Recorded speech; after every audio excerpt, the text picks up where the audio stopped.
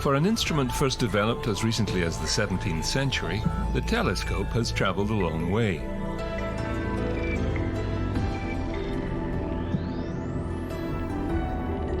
The latest version of the once humble telescope will be going a lot farther, carrying us ever closer to the first light that ever bathed the universe in which we live.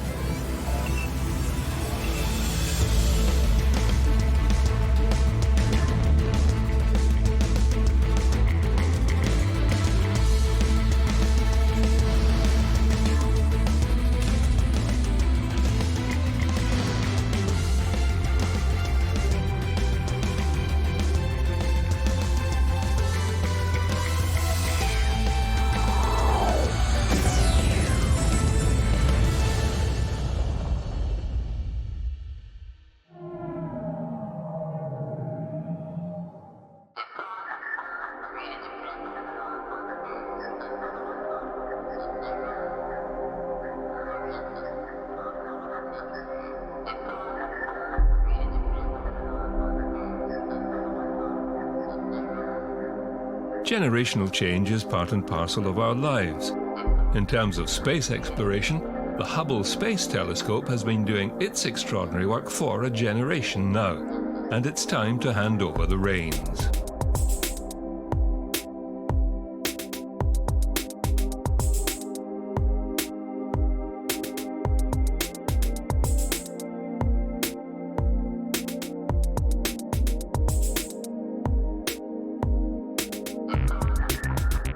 What we've reached is the limit of Hubble's vision. As amazing as Hubble has been, we've come up against the immutable reality that Hubble can't, in fact, see everything.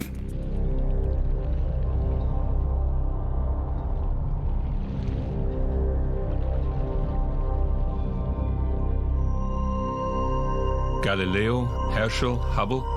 Our knowledge of space is marked by some of the greatest names in the human history of stargazing.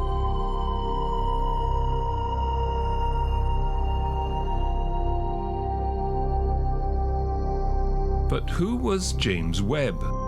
His name is attached to the James Webb Space Telescope, which will soon be helping us understand what lies beyond even the amazing reach of Hubble.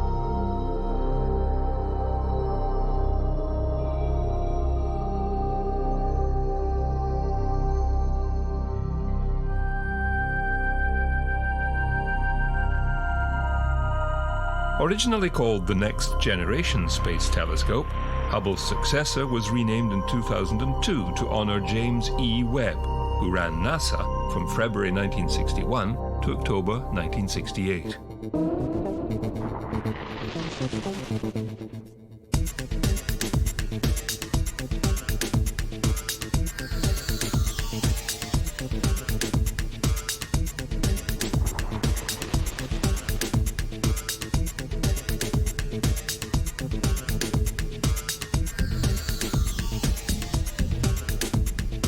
Those dates, of course, put Webb at the heart of the American space program, and the moon landing in particular. But that was not Webb's sole preoccupation. Webb's energy encompassed robotic spacecraft, probes to Mars and Venus, and in 1965, his advocacy of a large space telescope. He was, in other words, a man of vision.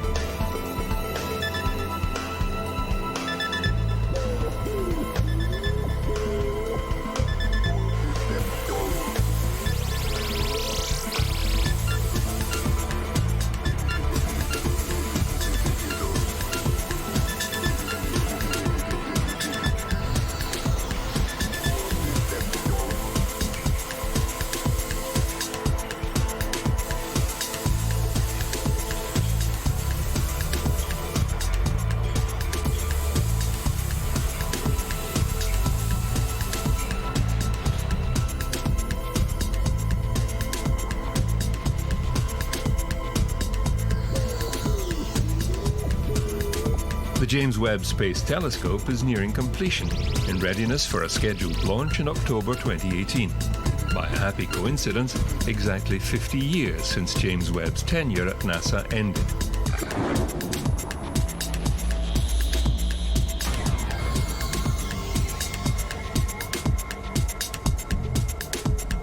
Its aim is modest, to study every phase in the history of the universe.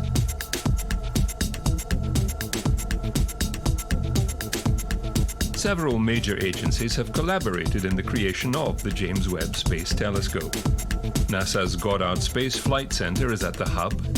ESA will provide the launch vehicle, the ultra-reliable Ariane 5 rocket.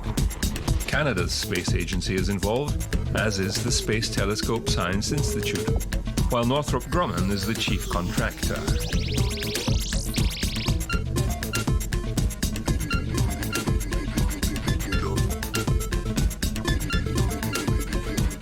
The Webb will be wonderful for the astronomy community. Not only will it give them the kinds of wonderful resolution we have with Hubble that you can get above the atmosphere, but it's going to bring them access to a wavelength region where many of them have not worked before.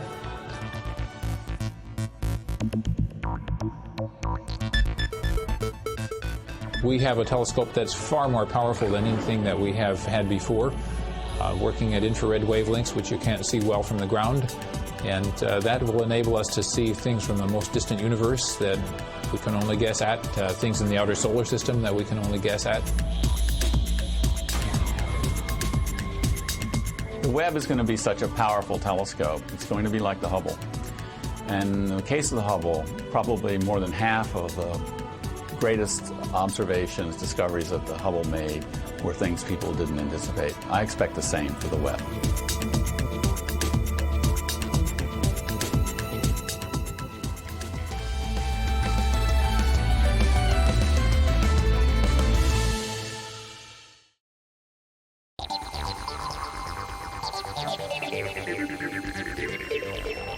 The James Webb Space Telescope's mission duration is a planned 10 years, during which it has a number of specific goals to accomplish. It will search for the first galaxies, determine how galaxies were formed, observe the formation of stars, and measure the properties of planetary systems, both physical and chemical, including our own solar system.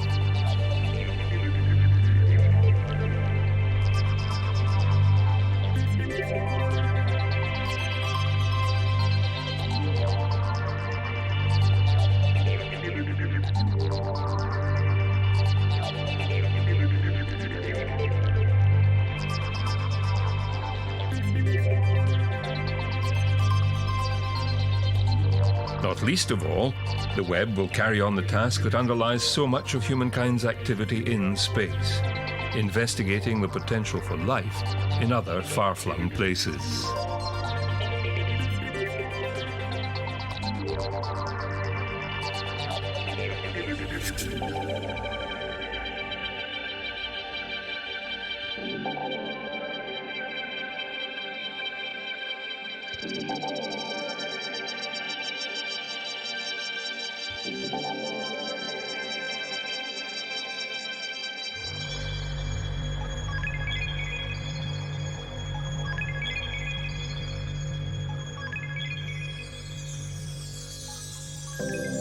The 6,200 kilogram space-based element of the Webb will not orbit Earth, as Hubble has been doing. Instead, it will orbit the Sun.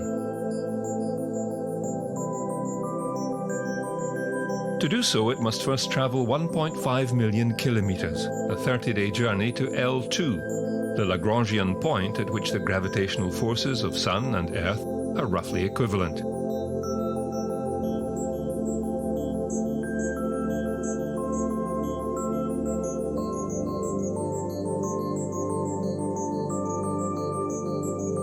Each orbit will take 6 months and keep the JWST out of the shadow of both Earth and Sun.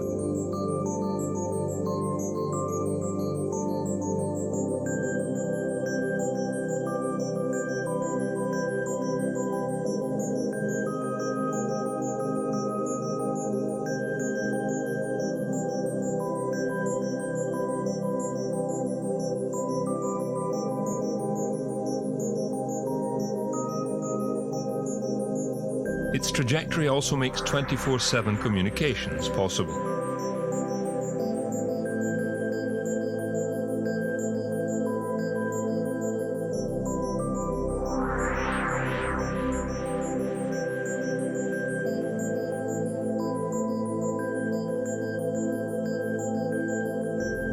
Webb will stay in line with Earth as it moves around the Sun. And that is because while the James Webb Space Telescope is looking for first light, its first task is to find darkness, the condition in which it can operate at its best.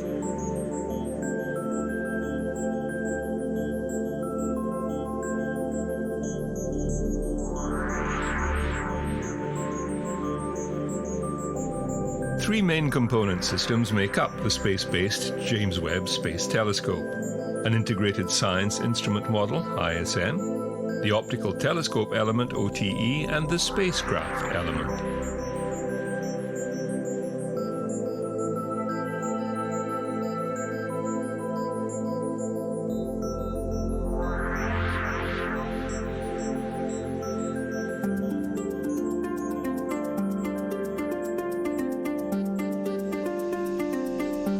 The key to the JWST's enhanced vision is its primary mirror, which measures 6.5 meters across. It comprises 18 segments made of beryllium, the lightest of the alkaline earth metals. A 5-layer sun shield the size of a tennis court will protect the JWST's dazzling array of specialist technology. As this orbiting infrared observatory continues the work begun by Hubble.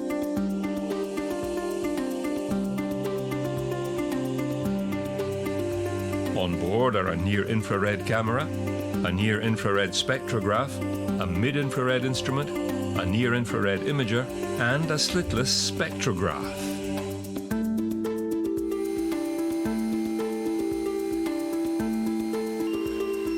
The NIRSpec has micro-shutters, which will make it possible to observe up to 100 objects simultaneously.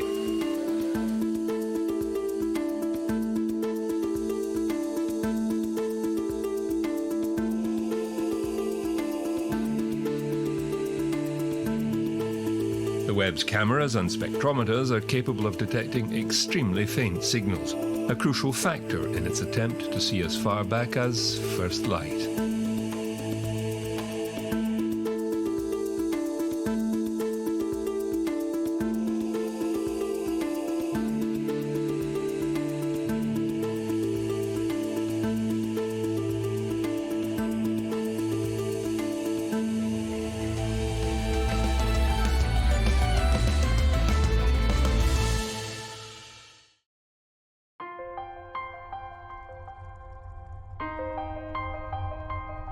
While NASA busies itself with James Webb, its European counterpart ESA is hard at work on another related mission with a much more famous name attached to it. Euclid is named for the Alexandrian Greek whose geometrical study, the elements, formed the basis of our mathematical thinking for almost 2 millennia. What we want is actually to continue our successful program, which is actually providing the cutting-edge space science, meeting the challenges of worldwide research. But where the original Euclid worked only with ruler and compass, his namesake in space will have much more sophisticated instruments in its locker. Like the Webb, Euclid boasts a modest mission to map the geometry of the dark universe. Over a period of some 6 years, it will look back over the entire time in which dark energy has contributed to the accelerating expansion of the universe. Scientists tell us that what we can see accounts for less than 5% of what is there. The rest is made up of dark matter, some 20%, and the remainder of dark energy. They act in contradictory ways. Dark matter acts through gravity to play its role in forming galaxies and slowing the rate of expansion of the universe. Dark energy, on the other hand, defeats gravity and thus encourages acceleration of that expansion. The Euclid Consortium, part of ESA's Cosmic Vision program, brings together 1,000 scientists from 100 institutes in 14 countries, with added input from NASA in the United States. In 2013, Italy's Thales Alenia Space Group was named as prime contractor, with Airbus in France responsible for the payload module.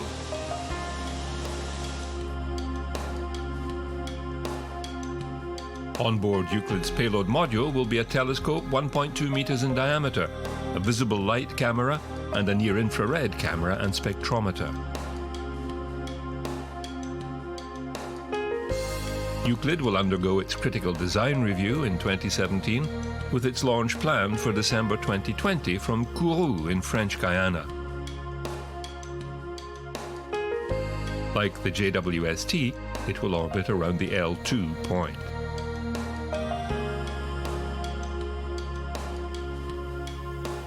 Channeling the thinker whose name it bears, Euclid will be looking for genuine insight into the evolution of cosmic structures.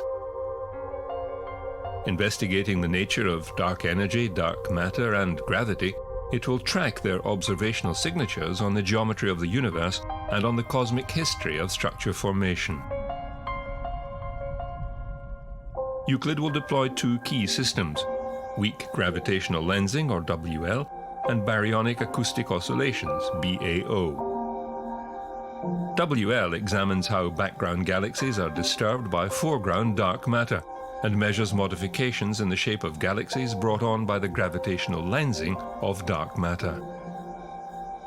BAO reveals the wiggle patterns which help us gauge the expansion of the universe, revealing the three-dimensional distribution of structures by means of the spectroscopic red shifts of galaxies and galaxy clusters. Putting it more simply, perhaps, Euclid's task, made easier by its unprecedented accuracy and stability, is to map the shape, position, and movements of 2 billion galaxies, or 1/3 of the sky.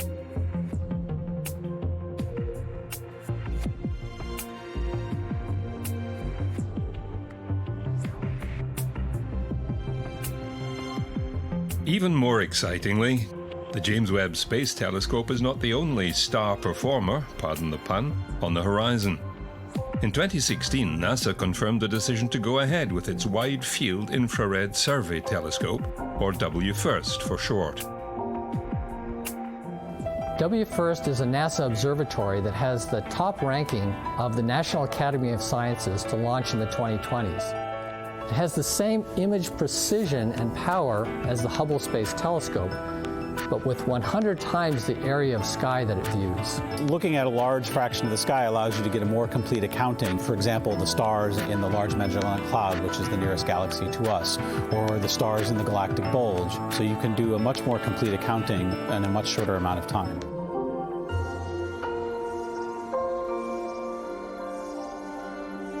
This new observatory will offer astrophysicists the best of both worlds by casting its eye both wide and deep as it seeks to shed light on dark energy, exoplanets, and cosmic acceleration.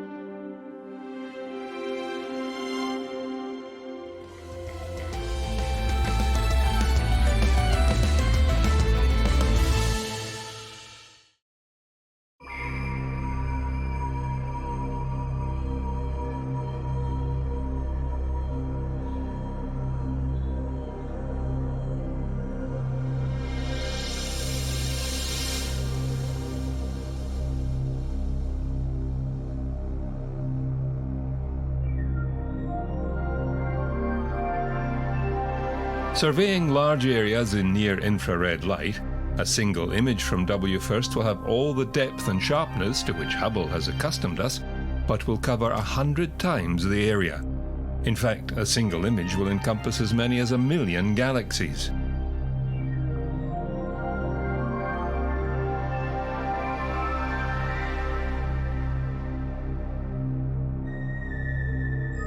The new telescope's work will slip into the groove already made by Kepler, the Sloan Digital Survey, and TESS, the Transit Exoplanet Survey satellite.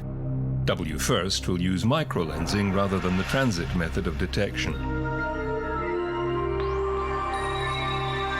It will employ a 2.4-meter diameter telescope provided by the National Reconnaissance Office.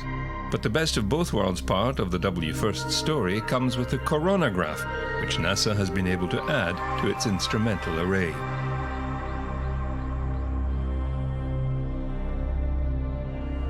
This is a means of dimming the light from a so-called host star in order to see better the planet or planets orbiting it.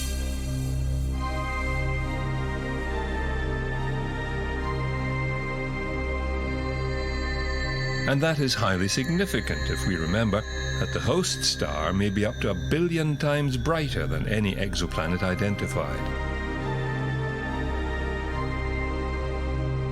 If successful, the coronagraph technique will make it much easier to determine the chemical composition of planetary atmospheres. WFIRST will be able to use a unique deformable telescope controlled by computer. This first mission, due for launch in the mid-2020s, being what is called a technology demonstration, laying down a scientific marker for future missions to go in even more determined pursuit of life beyond the confines of our own solar system.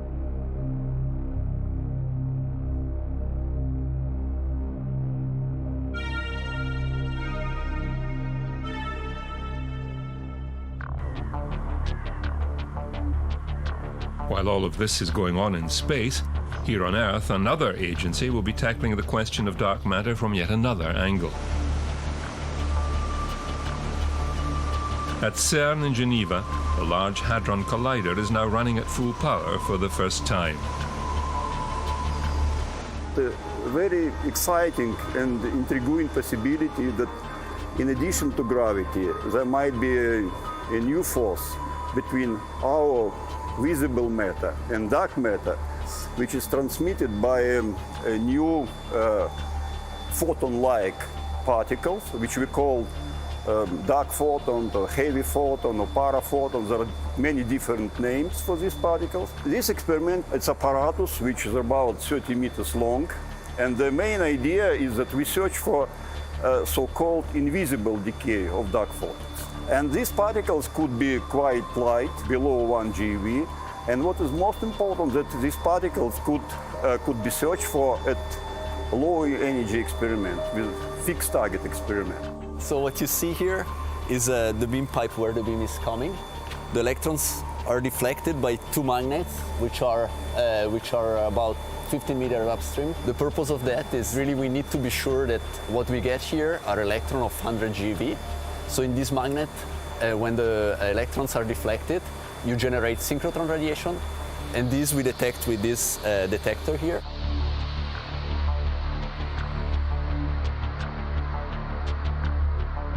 So the idea is that when the high-energy electron collide with the active target, which is electromagnetic calorimeter, it's create in this high-energy collision with the nuclei, create dark photons, which carry away from the setup significant fraction of the primary energy. So the experimental signature of the existence of A prime is an event with such missing energy, and we search for these events with this setup. Might its scientists be able to replicate dark matter itself?